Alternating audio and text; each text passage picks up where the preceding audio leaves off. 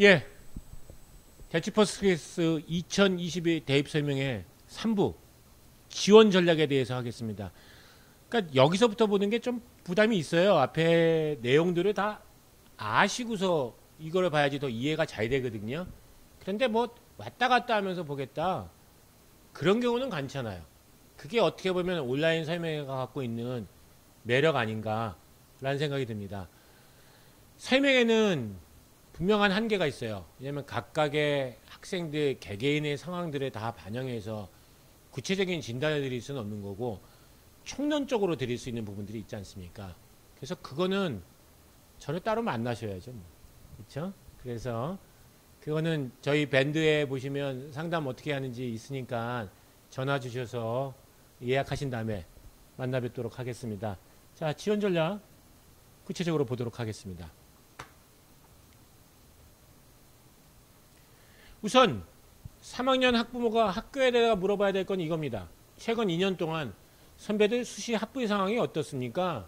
그러니까 한 사람이 5개씩 붙은 거 말고 내 등급대가 어디 붙었습니까? 논술 합격한 거 말고. 그렇게 되어지면 학교의 위치, 대학들이 평가하는 학교의 위치라는 게 나와요. 그러니까 종단 연구를 한다 안 한다라는 얘기를 하지만 서울대학교 수시 일반 전형의 합격생 숫자가 매년 그렇게 크게 다르지 않아요. 학교별로. 5명짜리 학교가 있고 2명짜리 학교가 있고 30명짜리 학교가 있거든요. 이거는 나머지 대학들도 다 그런 식으로 DB가 쌓여 있어요. 그러니까 우리 학교는 몇 등급 정도의 학생까지 해당 고등학교에서는 1단계 면접을 뽑았다. 이런 라인들이 있거든요. 그러니까 그걸 좀 알아보시면 되게 좋다라고 보는 거고, 그건 정시 쪽에서 그 내신의 학생들이 어느 정도 합격했는지 여부가 나오는 거예요. 이게 무슨 소리냐면 해당 대학들이 다 DB를 들고 있는데 어떤 고등학교에서 정시에 지원하는 학생이 해당 대학이요. 예를 들자면 뭐 그걸 건국대학교라고 하자고요. 건국대학교를 어떤 학교는 정시에 지원하는 학생이 4등급이에요. 어떤 학교는 2등급이에요. 그럼 고교 환경이 같다고 보진 않겠죠. 4등급까지 합격하는 학교에서 3등급대가 수시를 지원하면 이 친구 뽑아도 되는 상황이잖아요. 2등급 정도까지밖에 정시를 지원하지 못하는 학교에서 2.5등급이 수시를 지원하면 학업 역량 수준이 조금 떨어질 수도 있다고 평가할 수 있는 거 아니에요? 그렇게 보니까 그런 식으로 정시에서 어떤 점수가 나온지에 따라서 이건 3월 모의고사에서 전국 백분위 말고 학교별 석차가 있어요. 그 성적표에 보면. 이걸 통해서도 추정이 가능해져요. 이 학교가 어느 정도 수준인지가. 그래서 모의고사 성적을 재수생을 집어넣고 현재 지원 대학이 어느 정도 될 것이냐를 저희가 정시 온라인 배치 상담이라는 걸 합니다. 그래서 이게 밴드에 공지도 나오고 이미 11월 모의고사, 2학년 11월 모의고사도 했거든요. 이것도 신청해 보시면 현재 단순한 등급이 아닌 재수생이 추가로 들어왔을 때의 적정 대학 환산 점수, 영역별 반영 비율을 넣어서 어느 정도 나올지가 나오게 됩니다. 그래서 순서대로 1번부터 5번까지를 물어보시면 내가 어떻게 지원해야 되는지에 대한 라인이 잡힙니다. 이거 학교에 안 물어보시고 그냥 저한테 오셔도 돼요. 제가 상담 인원이 제법 많고 고교 대비도 제법 많기 때문에 그냥 제가 해도 큰 지장이 없는 상황이다. 이렇게 보셔야 될 것 같습니다. 이 얘기입니다. 블라인드 처리를 아무리 해도 대학교가 갖고 있는 DB를 안 쓰진 않거든요. 지원자의 수시 정보, 정시 정보, 합격자는 몇 명이었고 정시는 몇 명이었고 해당 고등학교에서요. 근데 이때 합격자 데이터보다 지원자 데이터가 더 중요합니다. 왜냐하면 합격은 낮은 과를 써서 붙을 수도 있고 높은 과를 써서 떨어질 수도 있잖아요. 근데 지원자가 어느 정도 되느냐는 다른 얘기거든요. 어떤 학교는 뭐 고려대학교 같은데 정시 지원 2명밖에 안 하는 학교도 있고 80명 하는 학교도 있거든요. 입학사정관은 어떻게 평가를 하냐라고 하면 서류를 접수한 순서대로 첫날부터 쭉 보진 않아요. 이렇게 되면 편향이 일어나거든요. 앞에서 본 사람을 더 과대평가하거나 과소평가를 하게 되잖아요. 그러니까 전체 그룹 갖다가 나누는 역할을 합니다. 첫날은 뭘 하냐면 동일 고교에서 지원 명단에 클릭을 해서 어떤 고등학교가 우리 학교에 50명이 지원을 했구나. 그러면 조건에 따른 명단 조회를 통해서 다양한 방식으로 이걸 서열화를 시켜봐요. 그래서 이 작업을 갖다가 하루나 이틀 동안 다 하는 거예요. 그래서 라인을 그어놓고 라인 그어놓은 상태에서 한다는 거예요. 아니 심플하게 생각을 해보세요. 고려대학교 의대를 전교 1, 2, 3등이 다 지원했다고 쳐봐요. 3명 다 붙진 않을 거 아니에요. 누가 제일 유리해요? 전교 1등이 제일 유리할 거 아니에요. 동해국어 지원 명단 눌러보면. 그럼 전교 3등은 잘못 지원한 거잖아요. 그러니까 해당 학교에서 등수가 더 밑에 있는 학생이 등수가 더 위에 있는 학생이랑 같은 과를 내면 이건 손해보는 짓이에요. 뚜렷한 이유가 있어야 돼요. 관련 전공에 대한 내신 성적이 좋습니다. 제가 이 학교 학생회장이었습니다. 반장 말고. 이 정도는 돼야지 내신이 바뀌어도 역전이 된다는 거죠. 그러니까 그렇지가 않으면 동일국어 지원 명단을 봐야 되고 이런 걸 잘 조절하는 데가 특목고예요. 그러니까 D외고 같은 경우에는 계속 순서를 바꿔가면서 1등부터 60등까지 학과들이 서로 겹치지 않게끔 만들어주고 있거든요. 근데 이런 게 잘 안 되는 학교가 일반고예요. 각 반 1등들이 다 같은 과에 내고서 딱 한 명 붙고 나머지 다 같이 몰사당하는 경우들이 나오게끔 하거든요. 그러니까 이런 조정을 잘 하면 해당 고등학교가 그 대학에 더 많이 합격할 수도 있어요. 동일고교 지원 명단을 보고 수시 정시 지원 현황을 보고 평가 결과 분표를 보고 학업 성취도 변화를 보고 이런 걸로 라인을 잡는 거예요. 자, 그러고 나면 입학사정관들도 마찬가지로 역량별 평가 클릭하고 등급 매기고 점수하고 특기사항 써야 돼요. 종합평가 자기가 종합의견 써야 돼요. 사정관들도 글짓기를 잘하는 사람들은 아니란 말이에요. 그러면 뭘 보고 쓰겠어요? 학생부에 이런 내용들이 있기에 많은 학생들 걸 쓰는 게 더 좋다는 얘기죠. 그러면 이때 객관적인 내용을 써야지 주관적인 내용을 쓸 수 있겠어요? 학력 역량별 평가에서 수업 태도가 발음 이걸 평가해주면 쓸 수는 없는 얘기 아니에요. 그러면 학생부에 계속 수업 태도가 바르고 질문이 적극적으로 했다 이런 내용들은 비평가 대상이라는 거예요. 그러니까 구체적으로 무엇을 어떻게 왜 했다라는 내용들이 결과적으로는 역량평가에서 특기사항으로 종합평가에서 종합의견으로 들어올 수 있으니 이런 내용이 학생부에 많아야 된다라고 설명드릴 수 있을 것 같아요. 동일학과를 보는데 학과별로 보시면 이게 논술 전형이 아니거든요. 중앙대학교 다빈치 전형 생명과학과 8명 지원하는데 52대 1, 60대 1이에요. 이러면 내신이 올라가지 안 내려가요? 100일 수가 없잖아요. 그렇게 봐야 되지 않겠어요? 그러니까 다빈치 전형에 2등급대가 붙었다는 건 뭐예요? 경쟁률이 한 10대 1, 20대 1이 안 넘어갔을 때 얘기인 거죠. 그렇게 봐야 되지 않겠습니까? 그러니까 생명과학과 왜 그러냐? 의대 준비했던 학생이 여건 안 되면 생명과학과, 생명공학과 오잖아요. 활동도 겹치고. 그러다 보니까 어떻게 돼요? 해당 학과가 경쟁률이 높으니까 내신이 좋은 학생들이 더 많이 뽑힌다고요. 올해는 좀 변화가 있을까요? 올해 말고 내년도에는 확실하게 변화가 있어요. 내년도에 이제 약대가 생기니까 생명과학과 화학과를 가던 학생들이 약대를 지원을 하게 되거든요. 올해는 화학 쪽이 지금 작년부터 수능 응시 인원이 좀 줄어들고 있어요. 그러니까 화학과가 경쟁률이 좀 떨어질 것이다. 이렇게는 보여지고 있어요. 그러니까 화공과보다는 화학과 같은 경우가 입결이 좀 더 내려갈 가능성은 좀 있다. 이렇게는 보는 거죠. 화학 신소재는 이게 그냥 신소재과이기도 하고 전자과이기도 하니까 화학을 잘해도 되지만 물리를 잘해도 되거든요. 그러니까 그만큼 범용성이 있다는 얘기인 거예요. 남학생들이 좀 지원하기도 하고. 화학과는 확실히 여학생들만 지원하는 상태인데 약대가 생긴다고 얘기하는 것은 지금 2021학년도에 대학을 합격하는 학생이 약대에 붙을 가능성이 얼마나 있을까요? 자, 2022년도에 약대를 만들면 2023까지만 편입시험을 하거든요. 이 학생들 2023년도에 딱 한 번 볼 수 있어요. 그럼 대학교 3학년 때 약대 시험을 봐서 붙을 가능성이 높지가 않잖아요. 그 약대를 생각했던 학생이라면 차라리 재수를 해서 2022전형에 약대를 가는 게 낫다는 뜻인 거고, 그렇게 따지면 올해는 화학과가 경쟁률이 내려갈 수밖에 없는 상황이지 않겠느냐 이렇게 보는 거예요. 대체적으로 이쪽에 꽤 괜찮은 약대다라고 놓고 보면 여기까지가 1,800명 정도 되는 사정이에요. 1,800명이면 적당한 대학교 전체 다 정도 수준이다. 이렇게 봐야 될 것 같아요. 그러니까 인원이 많은 대학은 한 1,400명, 1,500명 정도가 자연계획 모집 인원이지만 대학이 조금 작은 대학들은 1,000명 정도 수준이거든요. 약대 전체는 1,753명. 하지만 이쪽 지역 약대들은 아무래도 좀 지역 인재 전형 쪽으로도 많이 뽑을 가능성이 높고 교과 전형도 좀 많고 그러니까 이쪽이 서울 경기 학생들이 많이 지원할 곳은 아닌 것 같고 이쪽이 서울 경기 학생들이 많이 지원하게 되지 않겠느냐 이렇게 볼 거예요. 약대는 등급이 어느 정도 될 것이냐. 과거에 이화대학대가 충남대 의대 정도 수준 나왔었어요. 그러니까 그렇게 보시면 되지 않을까라는 거예요. 그러니까 경희대, 약대랑 경희대, 한의대 붙으면 어디 갈 것 같아요? 경희대 약대 갈 것 같다. 그럼 경희대 한의대보다 입결 높다는 뜻이에요.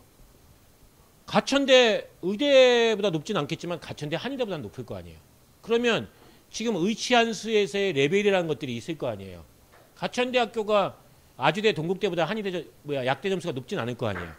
그럼 그렇게 서열을 매겨버리면 이게 지금 대체적인 대학 서열을 매긴 건데 연대는 송도에 있기 때문에 서울에 있는 숙대보다는 입결이 낮고 지금 약학 전문대학일 때는 뭐 덕성 동덕보다도 낮았어요.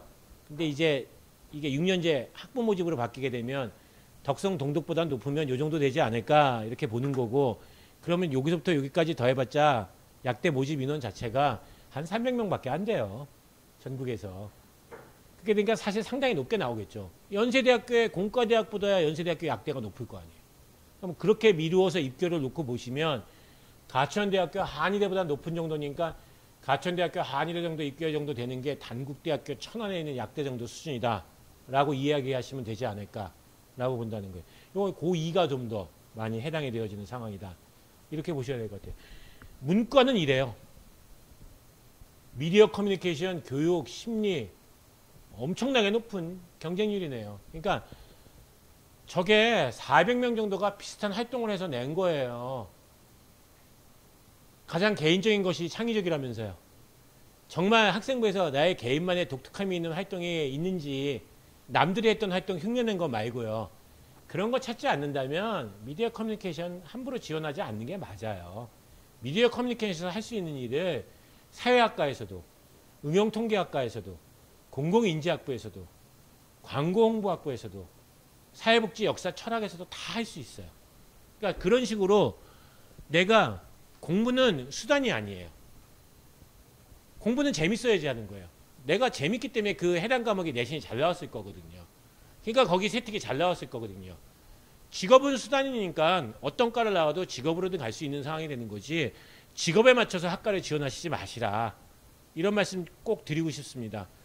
다빈치형은 일반 고생도에 뽑는데 독일어과, 프랑스어과, 러시아어과 학교에서 독일어, 프랑스어 배우지도 않는 학생들 사실 내기 쉽지 않아요. 그러니까 배웠던 학생들은 굉장히 유리한 거긴 하고 그렇지만 뭐 다양한 방과 후 활동이나 그런 것 통해서 독일어나 프랑스를 접했다라는 것을 증명할 수 있다면 역시 지원 가능하고 러시아어과는 그냥 영어 잘하고 국어 잘하고 인식론, 사람의 마음에 대한 톨스토이와 도스토옙스키 얘기예요. 이런 심리적인 부분들, 실존적인 문제들 이런 거에 고민 가진 사람들 아니면 뭐 러시아 경제, 러시아 정치 이런 데에 관심 가진 사람들이 지원을 한다면 일반고에서도 이 정도 등급에서 붙을 수 있어요. 이건 특목고는 아니잖아요. 해당 등급이. 그렇죠? 그렇게 보셔야 되지 않을까라는 생각이 듭니다. 사범대는 어때요? 사범대는 압도적으로 자연계열이에요. 자연계열은 경쟁률이 지금 10대 정도 수준밖에 안 되는 경우거든요. 10대에도 안 되기도 하죠. 무슨 소리냐 하면 물리학과를 나온 사람들이 과학교사로 교원 임용 시험을 보질 않아요. 전자공학과를 복수전공을 해서 해당 건요 IT 업체를 가려고 하죠. 그러니까 중등교사를 한다면 과학 과목이 중요해요. 4차 산업혁명이 원하는 것도 과학교사들이잖아요. 그런데 국어교육과를 간다. 35대 1인데 국어교육과를 나왔다고 해서 국어교사가 된다는 보장이 없어요. 영어교육과에 간다. 보장이 없어요. 그러니까 사법대학교는 내가 장래의 진로로 생각해 봤을 때는 사실은 그렇게까지 딱 떨어지는 과다. 영어교육과를 17.75대 1 중앙대학교 같은 경우에 지금 170명 정도가 지원을 했는데 과연 나중에 영어교사가 될 것이냐 영어교사가 안 됐을 때 무엇을 할 것이냐 이런 거에 대한 플래닝이 없다면 함부로 지원하시는 건 좀 아니지 않나 이런 생각이 듭니다. 중등교사 임용경쟁률에서 한 10대 정도 되면 사립학교에 또 취업하는 학생들 교사들까지 생각을 해보면 아주 그렇게까지 비관적이지는 않다 이렇게 보셔야 될 것 같아요. 바꿔 말씀드리면 10대 1이 넘어가게 되면 그게 쉽지는 않다. 그리고 또 모집 인원 같은 것들도 되게 많이 봐야 되죠. 특수교사가 이번 정부에서 굉장히 많이 선발을 하니까 사실은 블루오션이긴 한데 취향에 맞아야지 특수교사라죠. 자, 학생부를 잘 쓰려면 어떻게 해야 되겠습니까? 학교와 학생이 함께 노력을 해야 됩니다. 수업이 바뀌어야 돼요.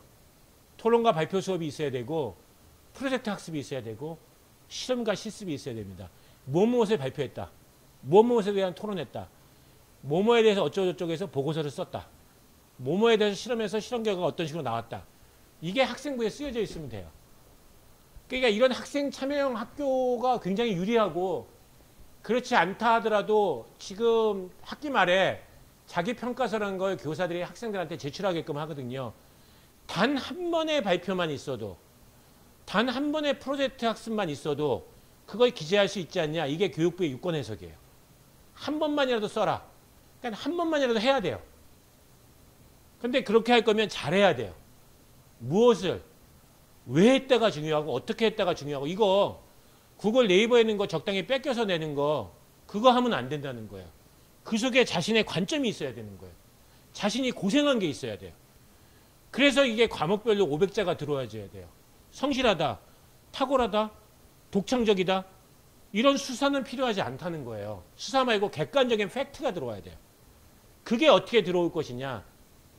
정말 개인의 특성이 어떻게 잘 들어올 것이냐. 이게 세부능력 특기사항에서 굉장히 중요하다. 이렇게 봐야 될 것 같아요. 행정특성 종합의견은 1학년, 2학년 담임선생님들이 쓰는 거다 보니까 3학년 담임선생님 건 평가가 안 되잖아요. 좀 더 어떤 선생님들이 세밀하게 관찰해서 그 사람에 대해서 잘 써주는 경우들이 있어요. 이 경우는 굉장히 유리해요. 그리고 이것은 3학년 담임선생님이 써주는 형식적인 추천서보다 더 나아요. 그래서 행정특성 종합의견이 결국 추천서를 대신하게 됩니다. 추천서가 폐지된다는 것이 행특의 활용도가 높아진다는 거고 이거는 교사의 눈으로 바라본 그 학생의 모습이에요. 선생님들이 이 학생이 어떤 면에서 성장할 가능성이 높다라는 부분들이 많이 쓰여져 있다면 그 부분에 대해서 발전 가능성 차원에서 평가를 한다는 거죠. 자, 이렇게 변합니다. 이건 올해부터 시작이에요. 수능은 어려워집니다. 이미 내년도에 수능 인원이 늘어날 걸 생각해보면 동점자가 많아서 혼란이 일어나면 안 됩니다. 그래서 작년 수능에서도 적당한 변별력이 있었고 2019 수능은 사실 굉장히 어려웠었죠. 영어도 1등급 비율이 5%밖에 안 됐고 국어도 1등급 커트라인이 굉장히 낮았었고 그러니까 수능은 어렵게 나옵니다. 수능이 어렵게 나오는데 정시 모집 인원은 늘어납니다.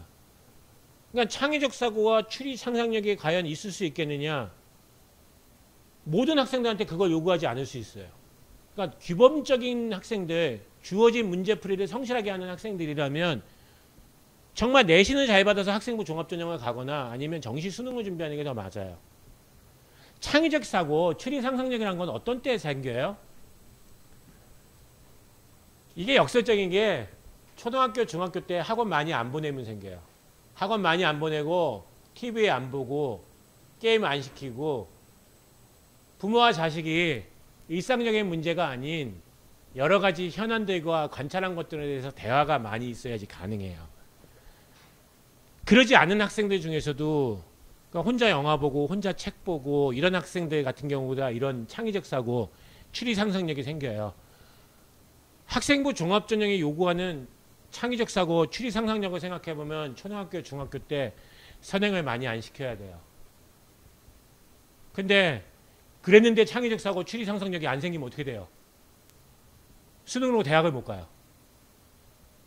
그러니 어떻게 돼요? 결국 평균적인 위험을 최소화하게 되면 학원에 많이 보내게 돼요.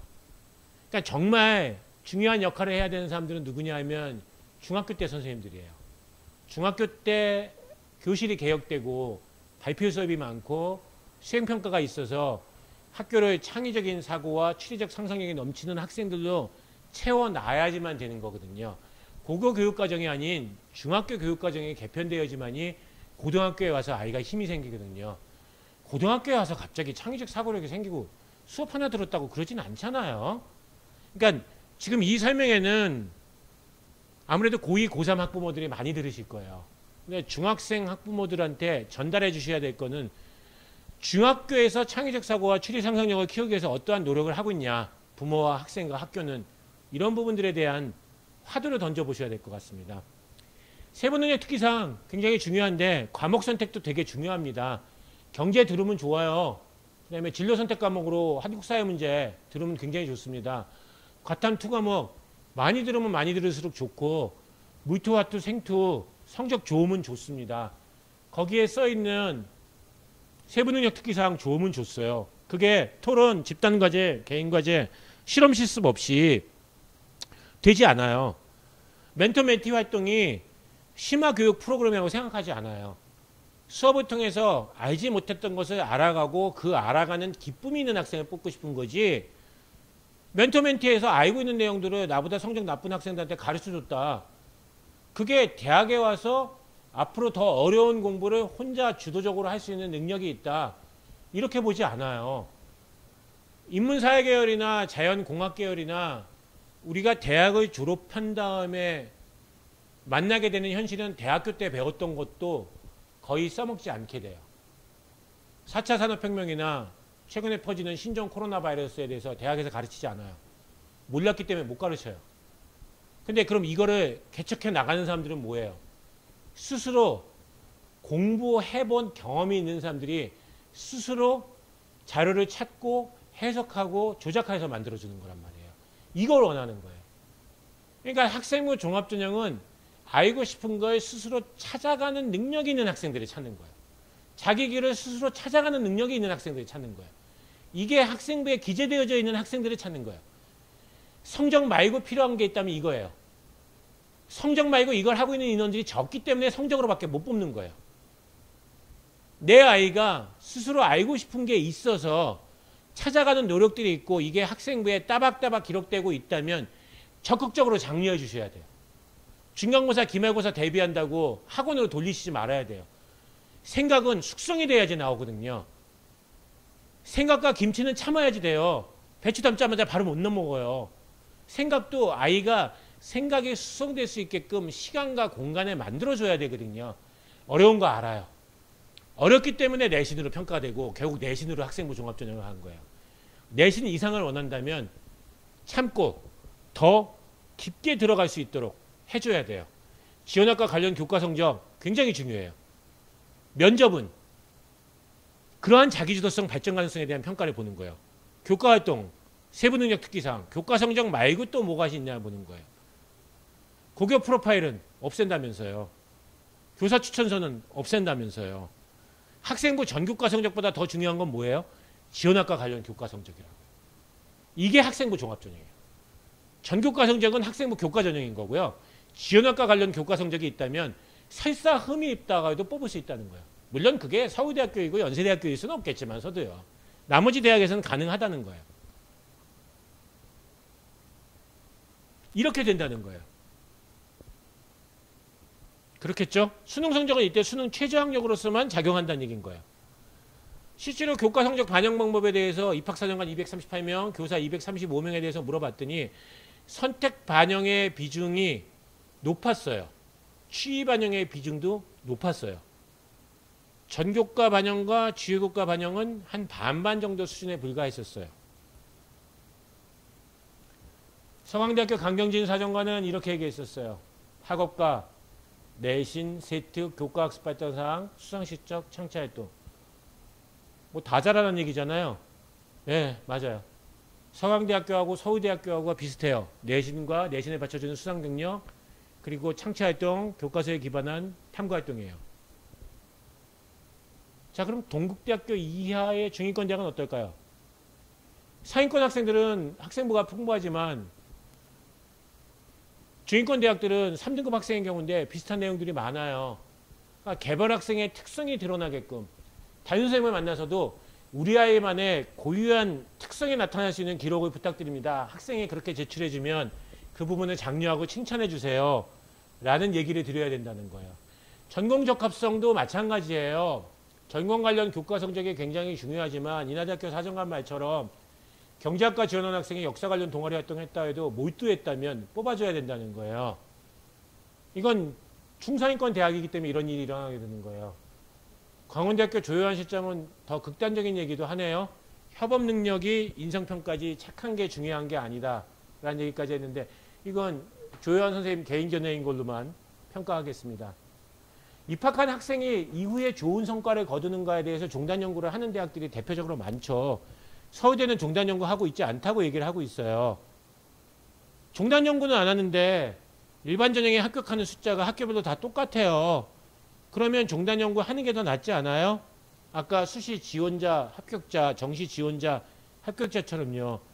학생부 종합전형이 정량평가가 아니라고 얘기하지만 원점수, 평균, 표준편차 이 숫자를 다 보고 있으면 크게 정량평가지 어떻게 정량평가가 아니겠어요. 그러니까 정량평가와 정상평가가 혼용되어져 있다. 그냥 립서비스형 말에 너무 매달리지 마시라 라는 말씀 꼭 드리고 싶어요. 서울대는 종단 연구를 안 한다는데 참 웃기잖아요. 어떻게 매년 수시 합격 인원이 이렇게 9명인 학교는 9명을 뽑고 30명인 학교는 30명을 뽑아요. 그래서 이런 말씀 드리는 거예요. 각 학교에 그릇이 있고 연못이 있겠죠. 호수가 있겠죠. 그 속에서의 물고기가 있을 것 같아요. 호수가 다 다르죠. 미시간 호도 있을 테고 바이칼 호도 있을 테고 우리 동네의 호수도 있을 거 아니에요. 그렇죠? 백운 호수도 있을 테고. 그러니까 그거를 넘어가지는 못하는 경우들이 있더라는 거예요. 그래서 그런 것들에 대한 고교별 DB를 많이 모으느라고 제가 노력을 많이 했습니다. 그래서 그것도 그래도 레인지지 딱 정확하게 여기는 몇 명까지밖에 안 됩니다. 이건 아니지만 자신이 살고 있는 지역, 사람이 자신이 살고 있는 시대를 넘어가지는 못하거든요. 장영실이가 세종대학 만나서 과학자로 성공했지 나머지 과학자도 조선시대 아무도 성공 못했어요. 마이클 조던이 아프리카에서 태어났으면 농구선수 못됐어요. 그러니까 자신이 살고 있는 지역과 자신이 살고 있는 시대가 있어요. 이 레인지 안에서 어떻게 역량평가를 할 것이냐 이게 학생부 종합전형의 고민이다. 이렇게 봐야 될 것 같아요. 약대 모집 다시 한번 얘기를 드리는데 그러니까 지금 이런 쪽에 대한 고민을 가졌던 사람이 화학과나 생명과학과를 가게 된다면 약대 편입이 안 될 텐데 굉장히 당황스러운 일이 생길 거예요. 지금 고3이에요. 시대를 잘못 만난 거예요. 올해 내신 열심히 하시고 올해 어떤 학교를 가든지 내년도에 약대 원모 트라이 해보셔야 되지 않을까 라는 생각이 들어져요. 약대는 금년도 4월달에 발표가 됐는데 교과 전형도 많고 종합 전형도 높은 수능 최저 학력을 유지하기 때문에 결과적으로는 내신이 굉장히 많이 키팩터로 차지할 것이다. 이렇게 보는 거예요. 고려대학교는 일반 전형 오른쪽에 있는 수치예요. 2.57, 2.61, 2.61, 2.45, 2.95, 3.25 자연계열 쪽에서 2.47, 2.84, 2.32 이 정도가 일반 고등학교에서 지금 아마 합격이 가능한 정도 내신이라고 추정을 한 거예요. 학교 추천은 완투가 합쳐졌잖아요. 학교 추천 완으로만 놓고 보면 2.28, 2.27, 2.15 정도가 되겠지만 합쳐졌으니까 대체적으로 문과에서는 1.6에서 1.74 정도에서 이과는 1.5에서 1.8 사이에서 간호대학교만 1.8이네요. 전반적으로 1.6 정도 수준. 왜 이렇게 높냐라고 놓고 보면 교과가 60%고 올해 자연계열들은 수학 내신이 좀 좋아요. 작년도 학생들보다. 보니까 통합이 되어져 있기 때문에. 그래서 대체적으로 한 1.5대 정도 수준. 연세대학교는 요거보다 좀 높은 정도 수준. 이렇게 보셔야 될 것 같아요. 아까 봤던 차트잖아요. 이 차트를 참고해서 보시면 되는 문제 아닐까 싶습니다. 성균관대학교는 1등급대 인원이 사회과학은 60.6%, 인문과학은 53% 정도 차지했었어요. 그러니까 1등급대가 좀 많이 되고 2등급대가 되면 확률이 굉장히 떨어진다. 3, 4등급은 일반고는 아니다. 이렇게 보시면 되고 글로벌 계열들이 그러니까 3, 4등급들을 2등급대 일부들이 특목고까지 들어와 있는 상태다. 이렇게 보셔야 될 것 같아요. 자연계열 쪽을 놓고 보시면 공학계열은 1등급이 60.6%, 2등급이 23%니까 사실 성균관대학교 공학계열 1등급대 넘어가게 되면 그렇게 쉽지만은 않다. 전자전기는 2등급대가 많이 붙는 이유가 전자전기가 좀 활동이 있어요. 아두이노도 있고 소프트웨어도 있고 뭐 만들어보고 드론도 띄우고 이런 것들이 좀 들어오니까 일반적인 공학계열보다는 활동 쪽에 대한 평가가 좀 더 높아서 그렇다. 이렇게 봐야 될 것 같아요. 당연하겠죠. 성균관대학교 의대 2등급 때 20%가 특목고고 1등급 때에도 특목고가 있다고 봐야 되고 2등급 때가 넘어가는 학생이 의대를 붙을 수는 없을 거 아니에요. 그렇죠? 수능 최저 학력이 없는 의대들이 있어요. 성대, 중앙대, 한양대, 경희대 이런 데들이 내신이 더 높아요. 수능 최저 학력이 지나치게 높은 대학이 있어요. 가천대, 아주대 이런 데들이 합격자 내신대가 놓고 보면 1.7에서 1.9도 가능해요. 그러니까 근데 이게 4개 합 5 정도를 맞추려면 전국에서 2%가 돼야 되는데 이게 안 나와요. 전교 1등도 안 나오는 경우들이 있어요. 그러니까 이게 모의고사 성적을 바탕으로 해서 평가를 해봐야 돼요. 우선 당장은 3월 모의고사에서 놓고 보자면 수학 88점은 돼야지 1등급이다. 이렇게 봐야 될 것 같아요. 성적표로 나올 때는 80점이 1등급이다 라고 나오지만 그거야 재수생 빼고지 않습니까? 앞으로는 범위도 늘어나고 재수생도 많아지고 그런 부분들 같은 거 고려를 해야 되지 않을까라고 하는 부분들이에요. 학생부 전형의 면접은 당장은 높아지진 않을 것 같기는 하지만 결과적으로 시간이 지나고 나면 면접이 강화돼요. 왜냐하면 결국 학생부에서 평가할 수 있는 항목 자체가 줄어들게 되면 면접을 더 많이 물어볼 수밖에 없는 상황이 되지 않을까. 왜 했습니까? 어떤 걸 개선하려고 했었습니까? 이런 식의 것들이에요. 봉사 그 자체가 아니고 봉사에서 문제 발굴을 해서 어떻게 개선시킬까에 대한 제안까지 듣는다는 거예요. 회사 면접 때 많이 나타났던 방식들이다. 이렇게 보셔야 될 것 같아요. 학생부 종합전형의 핵심 포인트는 내신이었어요. 그 다음은 세부능력 특기 상황이었고요. 교육과정에 따라서 새롭게 들어온 진로 선택 과목들 어떻게 선택할 것이냐 굉장히 중요할 겁니다. 근데 내 의지가 있어야 돼요. 나의 노력이 있어야 돼요. 나의 실천이 내가 어떤 계획을 세웠는지가 있어야 돼요. 그게 없으면 학생부 종합전형은 정말 내신밖에 안 남게 되고 그렇게 되면 합격하려면 지나치게 높은 내신이 나와버려야 되는 수가 나와요. 나의 노력, 나의 계획, 나의 이야기가 있어야 되는 거예요. 2021 탐구 선택에 대한 팁은 자료집은 올려드릴 테니까 자료집 보시고 나서 참고하시면 될 것 같습니다. 뭐 일반적으로 이러한 과목별 특성들이 있다라는 얘기들입니다. 그래서 뭐 사탐은 생활과윤리, 사회문화, 한국지리 쪽으로 쏠릴 수밖에 없는 상태고 과탐은 현재 상황은 뭐 물화생지 어느 쪽을 해도 상관은 없는 상태다. 이렇게 보셔야 될 것 같습니다. 우리가 총 3부에 걸쳐서 설명을 했습니다. 그래서 그 시간 동안 지루하시지 않으셨는지 모르겠습니다.